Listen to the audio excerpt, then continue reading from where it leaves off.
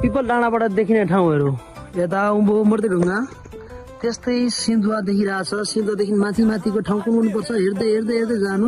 मुनि भनेको हात्तीखर्क देखियो, त्यस्तै सल्ले देखियो, यता सान्ने भयो। ओ माथि पाखरीबास देखियो, डिकुरे पाखरीबासको टावर देखिन्छ। त्यस्तै यहाँ सिधै पारी छ डडुवा, दियाले, पञ्चे, डिकुरे, त्यस्तै उता फलाटे।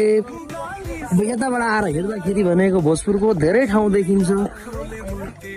र यहाँ आइसकेपछि देखिने भनेको चाहिँ सबैभन्दा धेरै देखिने भनेको चाहिँ पिपलको फेदमा भगवान विष्णु र लक्ष्मीको हो। तपाईँले धेरै चाहिँ यो देख्नु भएको छ भिडियो हुँदै होइन। तर हामीले भिडियो फोटो खिच्दाखेरि देखिने भनेको चाहिँ उहाँ अगाडि हाम्रो भगवान विष्णु र लक्ष्मीको मूर्ति आए पछाडि सबैजनाले यसो प्रार्थना गरिदिनु होला। यति भन्दै म अहिले पिपल डाँडाबाट छुट्टै। हस्, धन्यवाद, नमस्कार।